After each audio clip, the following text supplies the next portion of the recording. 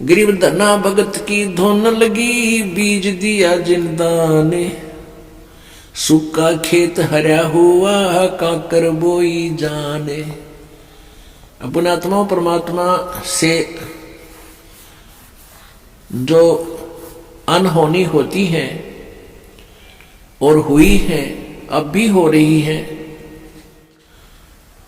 ये उन्हीं को होती है जो सत्य भक्ति करते हैं, परम संत की शरण में रहते हैं और सच्ची लगन से साधना करते हैं। और पूर्ण परमात्मा कबीर देव ही सबकी, जैसी कोई भक्ति साधना कर रहा है उसकी लाज वही रखता है। गीता जी अध्याय नंबर 15 के श्लोक नंबर 16-17 में बताया है कि क्षर पुरुष और अक्षर पुरुष ये दो प्रकार के प्रभु हैं, ये नाशवान हैं दोनों के दोनों, और इनके अक्षेत्र में, इनके राज लोक में जितने भी प्राणी हैं वो भी नाशवान हैं, जीव आत्मा सबकी अमर है। फिर 17वें श्लोक में बताया है 15वें अध्याय के गीता जी में कि उत्तम पुरुष तु अन्य परमात्मा इति उदाहरते हैं, यह लोक तरम आविश्य विवर्ती अवैश्वर है। वो श्रेष्ठ परमात्मा वास्तव भगवान जो है वो तो इन दोनों से और है, सरपुरुष और अक्षर पुरुष से, और वही तीनों लोकों में प्रवेश करके सबका धारण पोषण करता है, यानी उसी से सब कुछ होता है, वही सब कुछ है। जैसे पौधे को, पेड़ को जड़ से, मूल से आहार प्राप्त होता है, उसमें जो भी फिर आगे विकास हो रहा है वो आहार से ही हो रहा है। भाई इतना ही समझना काफी है बुद्धिमान के लिए। तो कबीर परमेश्वर से ही सबको पावर शक्ति, जैसी कोई साधना किसी प्रकार की कर रहा है, उस परमेश्वर से ही उसका वो शक्ति मिल रही है और वो उसी प्रकार की प्रोग्रेस उसकी हो रही है। तो धन्ना भक्त ये किसान था, जाट जाति में था, राजस्थान के अंदर। ये बहुत ही श्रद्धालु भक्त था, परमात्मा में इतनी आस्था थी, दया, बहुत दया थी, धार्मिकता उनके अंदर बहुत ज्यादा थी। उसकी धर्मपत्नी बहुत ही नास्तिक टाइप थी, वो भगत जी को काफी बाधा पैदा करती थी भक्ति मार्ग में। फिर भी भक्त अपनी श्रद्धा और स्वभाव से कभी विचलित नहीं होता था, क्योंकि राजस्थान के अंदर बहुत पहले की बातें हैं, 400 वर्ष पहले, तो वर्षा हो जाती थी तो अन्न होता था, ज्वार बाजरे बोआ करते थे, अन्यथा बहुत ही भूख मरी होती थी, गरीबी बहुत थी, निर्धनता बहुत थी। एक बार वर्षा हुई और धन्ना भगत की बीज बोने के लिए, ज्वार बोने के लिए चल पड़ा। रास्ते में 4 संत भगत आ गए और भगत को देख करके भक्त प्रणाम करते हैं, गदगद होते हैं, बैल खड़े कर लिए, वो जो ऊंट था वो खड़ा कर लिया और हाथ जोड़कर प्रणाम किया, नमस्कार हो संतों को, राम राम कही और कुशल मंगल पूछा भगत ने। तो उन भक्तों ने बताया कि कुशल काहे की है भक्त, 4 दिन हो गए रोटी नहीं खा ली, 3-4 दिन हो गए कोई अन्न नहीं मिला, हम ऐसे तीर्थ यात्रा पर जा रहे हैं। अब धन्ना भगत जी ने सोचा 4 दिन हो गए रोटी नहीं खाई, ये मरेंगे, निढाल हो रहे हैं बिल्कुल। कहा ले ये ज्वार खा लो। ज्वार थी, बीज बोन गया था, वह ज्वार रखती, भूखे मरे थे, मार गए गले, फटाफट खा गए सारी ने। अब भगत ने सोचा ज्वार तो खा ली भक्तों ने और बीज ना बोया तो पड़ोसी लोग जाके घर में बताएंगे, पड़ोसी किसान, कि आपके खेत में बीज क्यों नहीं बीजा तुमने, और फिर मेरी पत्नी है वो मेरा सिर खावेगी, लड़ाई करेगी। उसने कंकर उठा ली, कहीं से कंकर इकट्ठी कर ली खेतों से और वो डाल ली थैले में और जैसे और किसान बीज बीजे थे ऐसे डाला सारे का और उसके ऊपर का हल चला के आ गया। अब कुछ दिनों के बाद क्या हुआ कि अन्य पड़ोसियों के तो ज्वार उगगी और भगत जी के खेत में ये मतीरे तुम्बे, ये मतीरे से मोटे मोटे हुआ कर ये तुम्बे उग गए, जो सीताफल जितने बड़े बड़े हुआ कर तुम्बे। अब एक पड़ोसन ने जाके उसकी पत्नी से कहा, धन्ना भगत की पत्नी से, उससे पूछा कि तुमने ज्वार नहीं बीजी थी क्या? धन्ना भगत की पत्नी ने कहा, क्या मतलब? कि आपके खेत में तो वो तुम्बे मतीरे अपने आप उग गए हैं, वो तो आपको उग्याग्रह में बोने नहीं पड़ते राजस्थान के क्षेत्र में।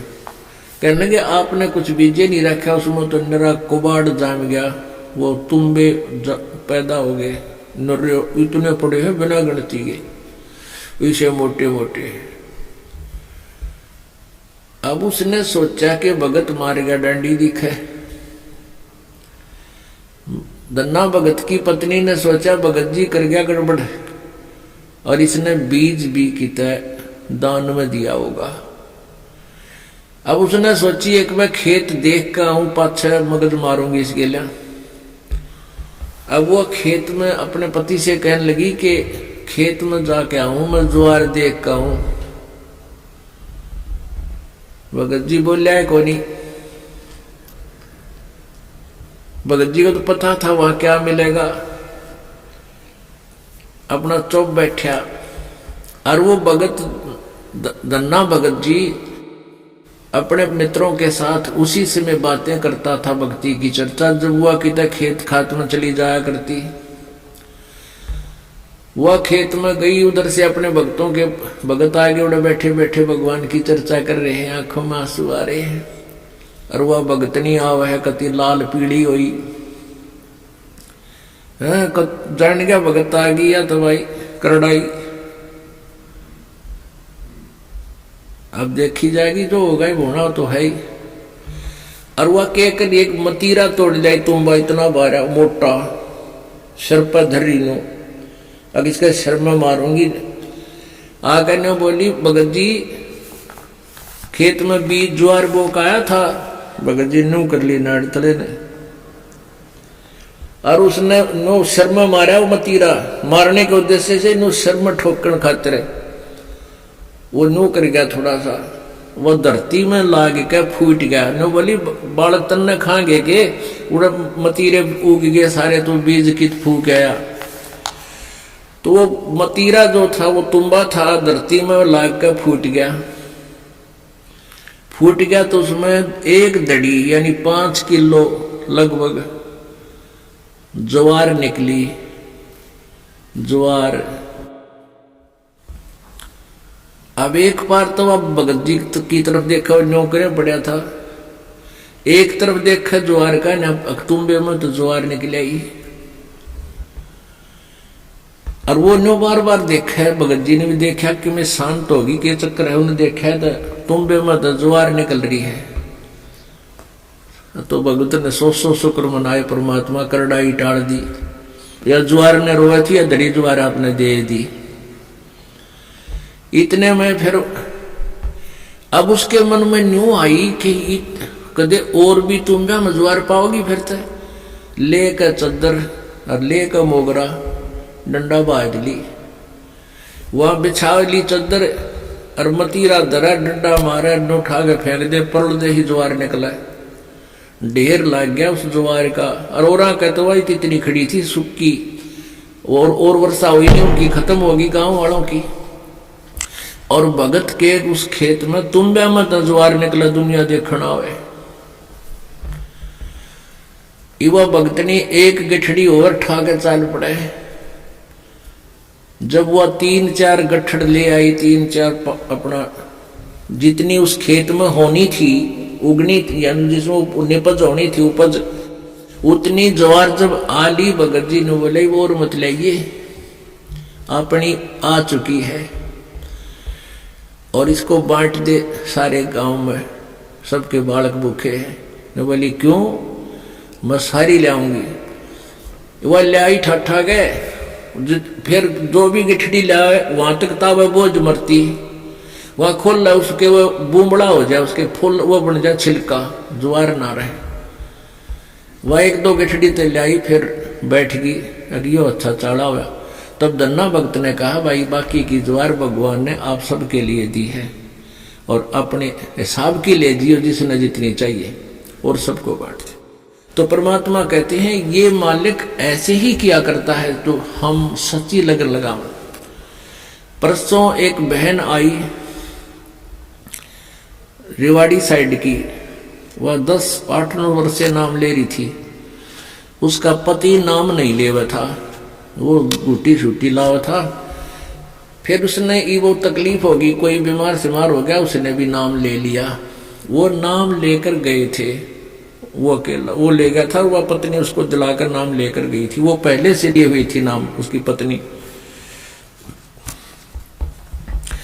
वो ना माना करता पहले बिल्कुल भी, वो बीमार सिमार सा हो गया, फिर नाम ले लिया। उसके पति ने 1700 रुपये रखे थे,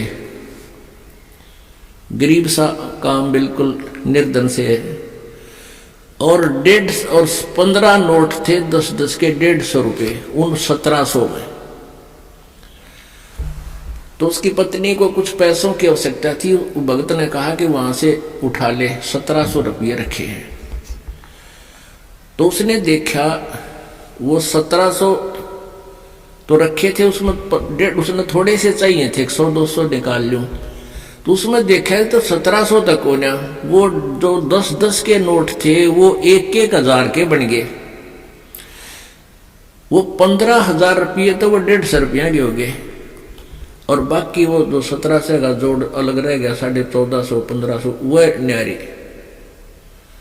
तो वह कहने लगी भगत ने, अकाइयत ने के दिखाऊं, क्या देख के कर दिया परमात्मा ने, हमारे गुरुदेव ने, कबीर परमेश्वर ने के कर दिया कि ये तो घने रुपये हो गए, 15,000 हो गए, ये तू 150 बताओ था तो 1500 है बोला। वो कहने लगा हमारे 15,000 तो मैंने देखे को नहीं है, कई साल हो गए, 15,000 कितना है, देख ले के हो गया यू। तो भगत ने कहा है कि तो एक घने दिन पहले की नाम ले रही है, गुरुजी ने के बारे में आप ही ज्यादा जानते हो, मन तैयबा नाम लिया है, ये के कर दिया हमारे घर पे, यानी तू ही ज्यादा जान सकती है आपके भगवान के बारे में। तो पुण्यात्मा हुआ बेबे फिर यहाँ पैसे लेकर आई, पाठ करवाया। ने बोले जी ये वो नोट कति नए कति जानो ये गड्डी में काट के लाए, ऐसे 5 नोट उस बहन ने दिए यहाँ पे। तो पुण्यात्माओं पहले तो एक उदाहरण धन्ना भगत जी का आज तक गुणगान किया जाता है, और यहां परमेश्वर कबीर जी की कृपा से, उस परम पिता परम अक्षर ब्रह्म की रजा से, या गिनती नहीं इसे चमत्कारों की।